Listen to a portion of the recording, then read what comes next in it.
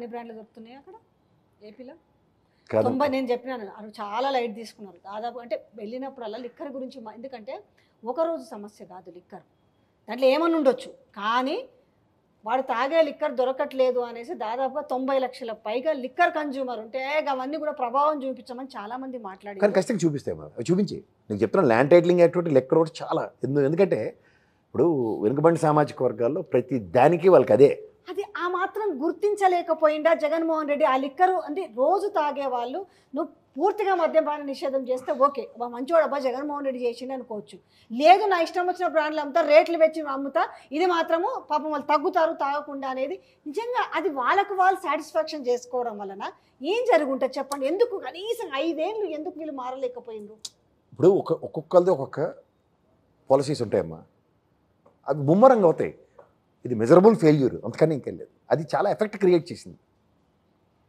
Liquor పాలసీలో ఇప్పుడు అంటే నేను కొంతమంది ఆటో డ్రైవర్ని ట్యాక్సీ డ్రైవర్ని ఇలాంటి వాళ్ళతో నేను ఇంటరాక్ట్ అయినప్పుడు ఫర్ ఇన్స్టెంట్ వాళ్ళు రెగ్యులర్గా తాగేవాళ్ళు దే డౌన్ సైజ్డ్ వీకెండ్ ఒకసారి తాగే దగ్గర అది ఒక విధంగా గుడ్ సైనే బట్ ఇన్ని కథలు చెప్తున్నాం కదమ్మా మనం అందరం లిక్కర్ మరణాలు నువ్వు జర్నలిస్ట్గా ఏమైనా నోటిఫై చేసి నువ్వు చెప్పు బెదరగొట్టరు ఇది తాగేది స్పిరిట్ చచ్చిపోతాడు ఇవన్నీ అని బట్ ఆ మరణాలు అయితే ఎక్కడ లేవు కదా నీకు లిక్కర్ హెవీ పెనాల్టీ మీకు భరత్ అనే నేను సినిమా ఆ ట్రాఫిక్ చలనాల బదులు ఇటు లిక్కర్ మీద తెల్లగట్టేసాడు జగన్మోహన్ రెడ్డి అంతే మరి ఉన్న బ్రాండ్లు పెట్టి వాటి మీదనే పెంచాల్సి ఉండే కదా పనికి వాళ్ళ బ్రాండ్లు తెచ్చేసి వీళ్ళు అమ్ముకుంటూ వీళ్ళు కనీసంగా ఒక బ్యాగ్ను కూడా అమ్మలేకపోయారు ఒక ఎన్ని మాటలు వచ్చినాయో మీకు తెలుసు ఈరోజు నేను అందుకు రివ్యూ చేయడం కానీ ఎందుకంటారు ఇప్పుడు అన్ని బ్రాండ్లు దొరుకుతున్నాయా ఏపీలో ఏమో నాకు లిక్కర్ పాలసీ స్లాష్ అవ్వాలి అప్పటిదాకా దొరికితే లిక్కర్ పాలసీ స్లాష్ అవ్వాలి అది వచ్చి కొత్త పాలసీ వస్తే ఇసుక సంగతి ఏంది ఇసుక ఏముంది అప్పటిది ఇప్పటిది 475 రూపాయల రేటు ఇప్పుడు ట్రాన్స్పోర్టేషన్ రేటు పెనాల్టీలు ఇవన్నీ చూస్తున్నాం అదేమి ఫ్రీ ఇసుక కదా ఇప్పుడు ఫ్రీ ఇసుక కదా ఫ్రీ ఇసుక కూడా ఎన్ని క్లాసులు ఉన్నాయి చూడండి వాళ్ళు ట్రాక్టర్కి ఎంత ఛార్జ్ చేస్తున్నారో transportation charges they are charging it ఒకటి మాత్రం నేను చెప్తానమ్మా గవర్నమెంట్ ఆదాయ వనరు కింద కొన్ని పరిగణలోకి తీసుకున్నది వాస్తవం జగన్మోహన్ రెడ్డి ఇసుక త్రూగా రెవెన్యూ రాష్ట్ర ఖజానాకి ఈయన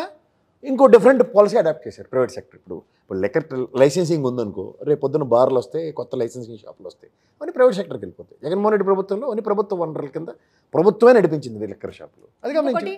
బాగా ఎఫెక్ట్ ఎవరు మాట్లాడినా కూడా రోడ్ల గురించి బాగా మాట్లాడుతుండే ఎప్పుడు కిరణ్ కుమార్ రెడ్డి టైం చంద్రబాబు నాయుడు గారికి కూడా ఇప్పుడు safe instant any tenure of the road జర్నలిస్ట్గా చెప్పు నువ్వు ఎంత ఉంటుంది టెన్యూర్ రోడ్డుకి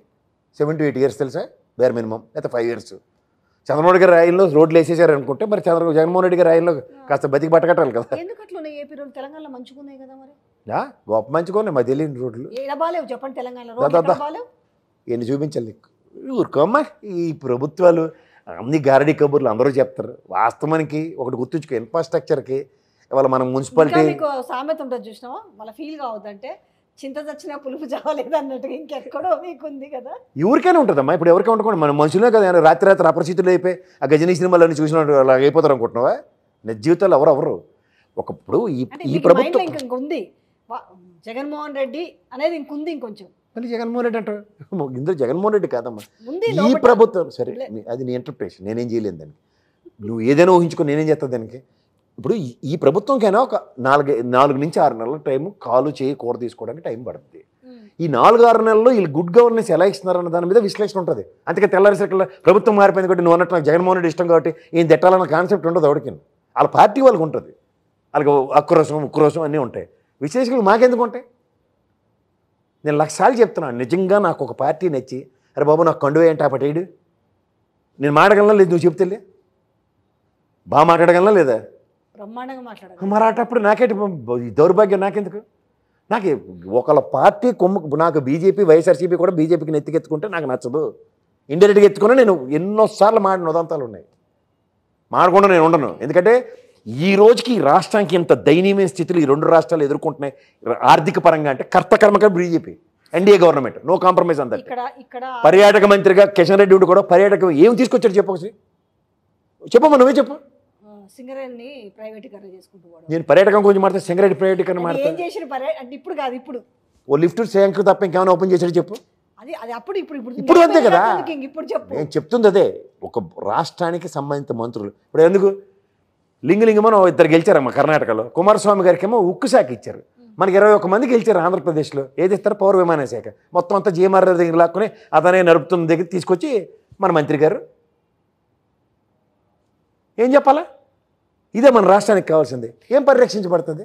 ఇదే ఉక్కు శాఖ మన దగ్గర ఉంటే, మీకు ఒక టిపికల్ రైల్వే శాఖ ఉంది, ఎక్కడుంటే ఆ మినిస్టర్ సంబంధించిన లైన్లు ఎలా డెవలప్ అవుతున్నాయో చూడ మనకెందుకు ఎవరమ్మా?